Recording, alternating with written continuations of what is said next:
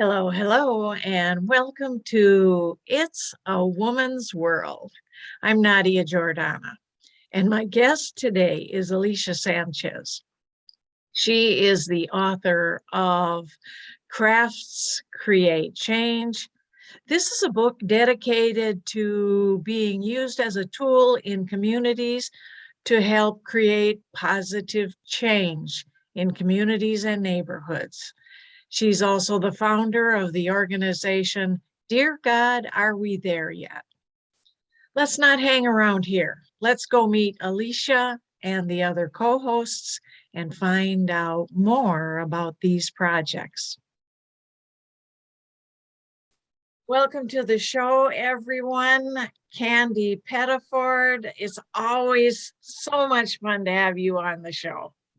You know I love being here, Nadia. It's going to be a great one today. It will. And Ann McKenna, I'm always happy when you come on the show. Yeah, thank you for having me. It's a joy to be here. It's really good to have you here with us today. Thank and you. our guest, Alicia Sanchez, our author. Welcome to the show, Alicia. Thank you so much for having me. I'm super excited to be here. And we're all, every one of us is delighted to have you here, and we're excited to learn about your projects. I think I'll ask you, just to get the ball rolling, the first question. Tell us a little bit about the creative influences on your early life. Wow. So to be honest, was my grandmother's. I come from I'm Afro-Latina, so I am Dominican, from Dominican Republic. I think my creative influences definitely were my grandmother's. Sewing was an expression in our culture with what we wore, especially from where we came from in the countryside, and embracing our colors of our flag and our culture, our Dominican culture that has Afro influences and Hispanic influences. And so I think it was them, because they would dress up and they would make these baskets. And so I think it was just at home and with my grandmothers. And then my mother, and moving forward here, even though I was born in America, I was raised in a very, Dominican home. We only spoke Spanish. Everything we ate wasn't from our culture. So I felt like I kind of lived in my country in a way. But then even being here, I think music was a big part of influences too. So I think creatively, it started at home, right, with my grandmothers. Wonderful, wonderful. And you have written a book. Yeah. Crafts Create Change. That's a really creative title right there. Crafts Create Change. How did you come up with that title? And can you talk a little bit about that book too? Absolutely. So Crafts Create Change is basically over 40 crafts that you can make to donate. As a kid, I've always, again, from my country, when we used to leave, when we used to go from here, America, to there, we would always send shoes, where we send all these different things. And I remember like making dresses with my mom, or hemming pants, and doing all these things. And these are crafts that literally did create change, that we would bring them in the countrysides or the villages that may not have all the different necessities. And so as I grew older, and out of that, I was in the fashion industry for many years, and I loved the industry. And I had a line, and I was so immersed in it, but something did not rub me right with, like, the cost of the fabrics, and then the labor that they didn't give him anything. And that just didn't rub right with me. And something within the fashion industry didn't rub right with me. And I said, I have to use the skill that like God gave me, which is to share my gifts. And also I sew, I crochet, I do shoes, I do all kinds of things. And like, how can people do that and create a change? And we've seen with the pandemic that people made masks, they learned how to sew, and even they didn't protect you from COVID, it was the act of it that helped someone. It was the act of that you're putting yourself in a new environment. And this book, it literally has crafts that literally impact change. A lot of people don't know that foster care kids, they get ripped out of their homes in the middle of the night and they put it in a trash bag. So guess what? We have a bag in here. We want you guys to make bags and, donate them to DCF. There's a lot of kids that left in NICU that their parents are going through things because of their children in NICU. And honestly, you can't give them clothes, you can't give them embrace. So there's little hats in there for our elderly people that are going through depression and all this stuff. There's things to crafts in here to get their mind going if they have dementia and Alzheimer's. So these crafts literally create change, even if it's for one moment. And so that's where the inspiration comes from, honestly, through my culture, through my own crafting. And it's like, how can I help someone? And how can we keep that going? Because that's what our world needs. Because when there's catastrophe, we need that. We need people. We can't survive anything by ourselves. I just have to say, your passion I am. is felt. Thank you. Thank you. I am very passionate about helping people. And genuinely, I think it's something that kindness is something so, it doesn't cost anything, right? So I want that for my daughter. I want to teach that to her. I want to teach her those values. And that's all I can leave. My legacy is kindness and showing people that. So that's why I'm so passionate, because many years ago, women like me didn't have a voice. And so that's why I'm so passionate about it. Well, you speak a lot of what I'm talking about, because I always tell my daughters, I put on the gown of kindness. Yeah. It's what I wake up with, and I put the gown on. So you said it, you hit it on the head with that. That's not my question, but I wanted to say, Okay. and I love to talk about your grandmother. Yeah. Because I'm a grandmother. I'm called Candy Graham. And so I love you talking about your grandmother. So that really hits home. But I wanted to talk, because I'm an author as well. And your book about God, are we there yet? I have a twofold question. Yeah. Are we there yet? Where is there? Mm-hmm. And also, what do you believe about God? Yeah. So first, are we there yet? Where's there? Yeah. So my first book, Dear God, Are We There Yet? First of all, there is at this moment right now. And that's what the whole mission is, because we're always thinking about, like, are we there yet? Are we there yet? And we forget that the present moment, time is the most valuable currency we will ever have. This moment I am with you three ladies is going to be for me for the rest of my life. And I'm also going to speak about it to my daughter. That's there right now, because we're always thinking about what the next thing and then this, and we're wired like that everywhere, from school, from our parents, from our generational, all that stuff. But sometimes we have to take a moment, and that's why meditation is important. That's why prayer. As far as God, I say this every time, even on my podcast, God can be anybody you want it to be. It can be Jah, Allah, the trees, whoever your spirituality. It can be anyone who you believe in, because I feel that when we see the word God, and this is something that when I opened the nonprofit and did the first book, people are like, God, like, are you going to bring religion? And I'm like, God can be whoever you want it to be, just like the word mother or daughter or whatever. So I do believe in God. But I'm also very spiritual, because I was raised in a religious, a Catholicism. But as I grew older, I became to my own faith. But I do believe in God. I believe that there's a higher being than us, that just makes things possible. And that starts with us too. We make these things possible. I always tell people, you can pray, you can do all these things, but you're the one who has to move the needle. So but who is God to you? But who is God to you? That's my question. Who is God to me? God is a little bit of myself, like inside, a spiritual being. And then God is also, I believe it's a person in another, well, it's not a person, how can I say this, in like guidance, spiritual guidance, if that's say. It could be Mother Nature could be my God today. Maybe if I see a bird, a cardinal that comes, that could be my God in that moment. If I feel my grandmother's presence because one of them did pass away, that could be my God at that moment. That's telling me, honey, you don't do this or do that. God is in everything. God is in me and you. That's what I believe in. So, yeah. All right. Thank you. You're welcome. I wanted to talk to you, changing the subject a little bit, about as a tool for positive change, the book that you created. Can you give us some examples of the things that are in there and how they're used as tools for positive change?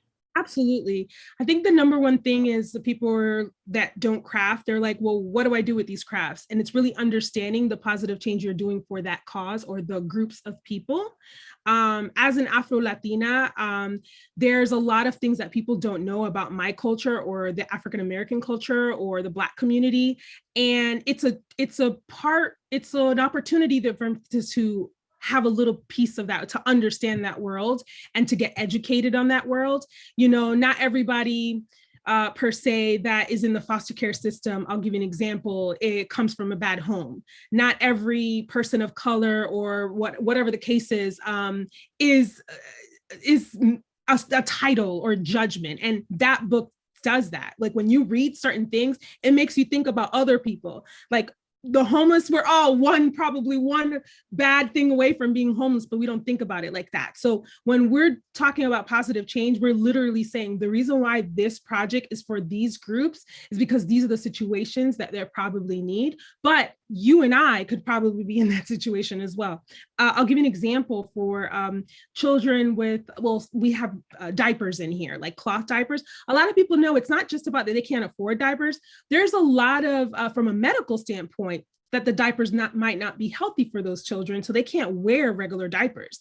It's not that the parents can't afford it or something, it's just that medically they can't. A lot of people don't know that. And it's those little things. Sanitary napkins, we have some in here there's women in little small villages in Dominican Republic that it's not that they can't afford it, they can't use those things, or they never been spoken about tampons or all those things. And I hope I can say this on TV, but nobody's had that talk to them about menstruation and how you're loving your body and all that. So those are the positive changes. And now you're understanding it's not just about a project. It's about a community. It's about a person. It's about someone's daughter, someone's sister, someone's loved one. And so, or brother or uncle. And so that's the positive change. It's those little mini stories. And just to add real quick, Nadia, we have community projects too. So how do I get involved with my community? You know, like you want to be the change you see, like, okay, let's figure this out. Let's go into our community. Let's talk to the mayors. Let's do that. Because we might not be able to go to the White House and do this, but let's start right here. So those are the things that we instill in the book as well. And it's right here. Good. Beautiful. Wow, I like, yes, I believe we can talk about tampons because okay, that's something we can't avoid. We live with it. Just a quick joke. Somebody very dear to me had her menstrual for the first time, and she was excited. Of course, she's growing, and she's like, "Oh, I'm a woman." And the next day, she came to me and said, "Mom, let me ask you a question.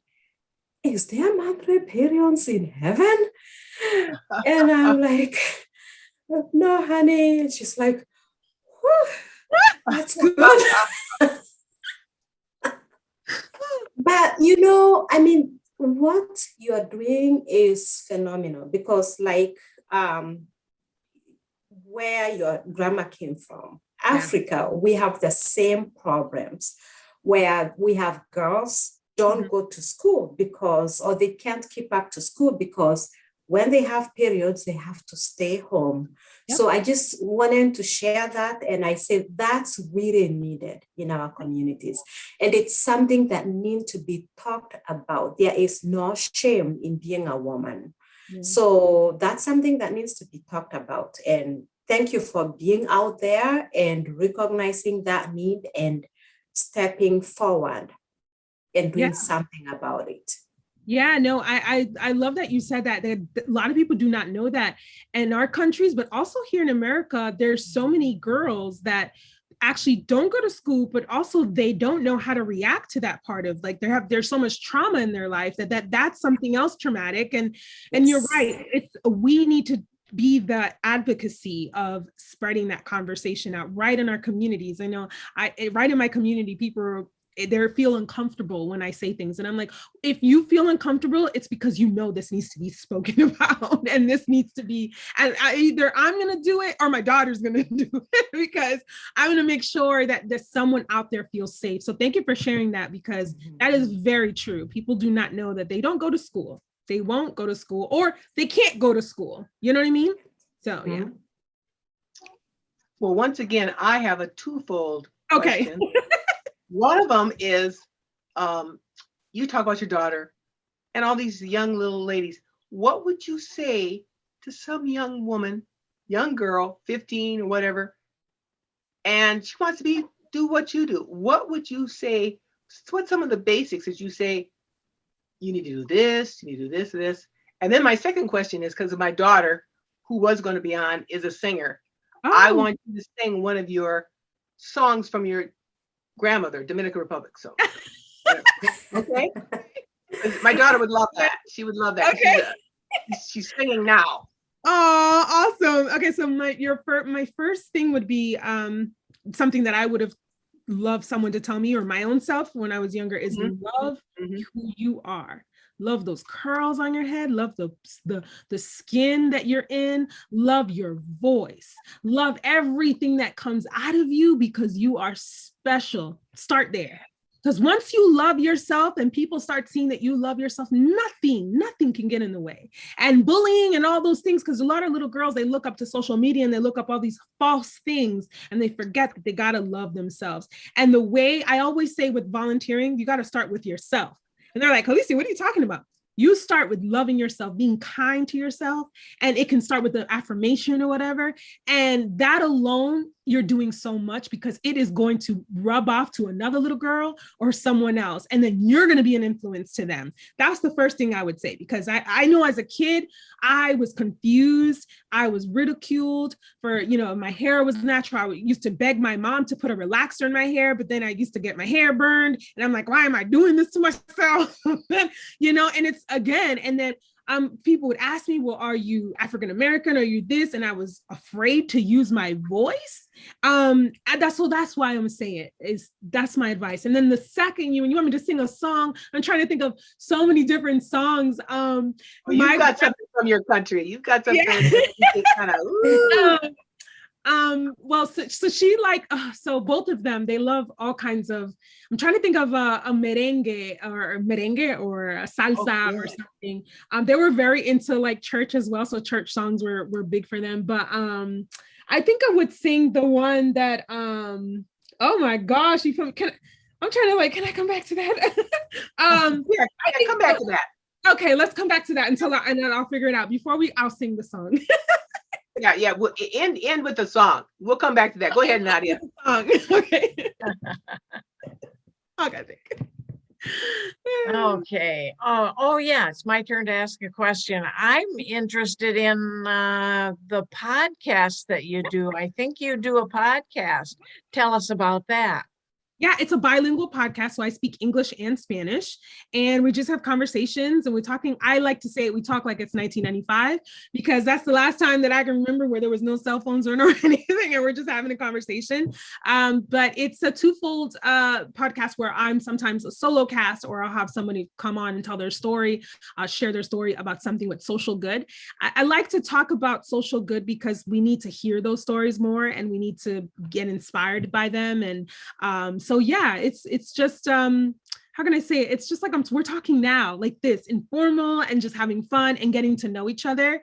There's a lot of inspiration based on again, because it's bilingual. So we have women that they might come on and speak Spanish or Spanish and English, or even other women that speaks other languages that they can talk about their experiences as well. So yeah. So how often do you still go to, is it Caribbean? Yeah, the Caribbean, Dominican Republic. Yes. Do you still visit there? Absolutely. I actually lived there as an adult. There was a part of my life that I moved to Dominican Republic and I lived there and I loved it. And then afterwards I kept visiting. I used to go every single year as a child, and all the way up until 3 months at a time. My parents used to ship us there for the summer. They used to be like, you need to learn how it's done over there. So yeah, instead we were very immersed. English is actually my second language. Even doing this interview, I'm thinking in Spanish and then I'm speaking in English. That's how my mind processes. So I was just telling a friend, I'm like, it takes me a while because I'm thinking and doing it. But yeah, we go every year. The time before I went was before the pandemic, 2 years before the pandemic. And I was going to go again this year, but I also want to plan a trip to Cuba this year because I love my country. I want to help my country. And we still do. We're going to be doing some other countries as well here in the States. But I think that there's some need in Cuba. And so I've been trying to work on some resources and some things to get out into Cuba, because a lot of people don't know, but everything is rationed and portioned, and they are not allowed. There's nothing for them. They're not letting anyone in the US come inside and help them. They tell you go to the supermarket on Tuesday. They tell you when to go. They give you a list of things that you can get. And when you get there, you're only going to get not even half of the things. The other day, we just sent a little package out to the basics like Tylenol and again, sanitary napkins and soups and stuff. And so I want to make it my mission this year to actually make a trip there. Instead of my country, I wanted to go there. I feel there's some need there, and there's a lot of little girls that need a lot of love and hope, and a lot of people, beautiful people, the Cuban culture. So yeah, that's what I want to do. Yeah. Visit other countries and other villages and other things and spread that so that other people can get involved as well. If you Well, I have have a a little chance, something. Okay. go ahead. If you have a chance, I want you to think about what's really positive about Dominican Republic when you get to it. What's really positive? Mhm. I would have to say the hospitality and the love of the people. Beautiful. I think that I was just telling this to someone. They might not have something, but you walk into their house and they give you everything with just their love, with their time, Yes, with their that's presence. You know, they might not have food. They might even know what they're going to eat tonight, but they will go to the neighbor and say, I'll trade this with this. I have some people over and I want to show them love. I want to show them hospitality. And so it gives me goosebumps because that's how we show our love in the kitchen with the music, bailando, dancing. And that's so beautiful about our people is that. So I would say that is the positive thing. Mm-hmm. Thank you. You're welcome. Well, I'll get you started a little bit because I have a little bit of Spanish. Oh. Cristo más, más, más. Cristo más, seri. Cristo más, más, más. There you go. Okay. I need a little bit of Spanish. That I is need actually, more. that's actually one of the songs that she sung too. Yes. Oh, That one and alabaré, alabaré, alabaré, alabaré, alabaré a mi señor. Like she used to sing that too, but that one too. Señor. So there you go. You got your song. Yes, I did. Thank you. Oh, that's wonderful. Wonderful. Great. Because music is really a big part of your culture. Wouldn't you say? Yes. Music, the dancing, the Absolutely. As a matter of fact, when I lived in Dominican Republic, I made it my mission to really understand history. You live in the States and sometimes you don't learn about different histories in different countries and so forth. And so I really wanted to learn about Dominican Republic culture and the history. And music was actually a way that when they used to, work on the field or something, it was like how they revived them. They couldn't probably get a drink like a vodka or whatever, because they probably couldn't afford it, but they put tamboras. They would find things to beat on stuff. We have this national instrument called la guira, which is literally a steel. They poked holes in the steel and got like a fork, and they would like go like that, and it made a sound that it just revived people. Merengue is actually from Dominican Republic. Bachata is actually from our culture. We're the ones who made it. So, and it's influenced now from others, but it's also influenced by African culture and Latin culture. So it's like a mix of beautiful things. But yeah, music is great. It's like the international language. It is. It really is. And I think I basically understand what your plans are, but give us in a nutshell, what your vision is, your plan for the future. Absolutely. So God's been telling me, or the universe has been telling me, that a children's cultural center is needed. And there's a lot of, and I'm not talking about Children Cultural Center that you just learn about this one person that did this, and it becomes who you are, and it becomes part of your life, and it becomes part of your family. And I've been wanting to open one with a nonprofit, a Children's Cultural Center that talks about every culture in this one. There's a lot of them, every country in this world, and how we are literally, we're the same. We believe the same, and how love connects us all. And I really want to do that in the future. And I'm putting it out to the universe that our volunteer community can open these cultural centers around, even if it starts off like pop-ups where you go to different cities. But there's some beautiful cultures right here, like in America with like Native American. A lot of people don't know that culture, and it's like, it's beautiful, you know. Then there's India, and then there's you know, Poland, and it's so many different other Aboriginals. And we don't sometimes learn all that in school. And I want to bring it to the forefront for children, because let me tell you something. I know it's cliche that children are the future, but children are. And if we can embed them with love, and that we are all one in that sense, and teaching them about equality and racism and all that stuff from an early age, so they can make their own choices. I think we can make this world just a little bit better. But children.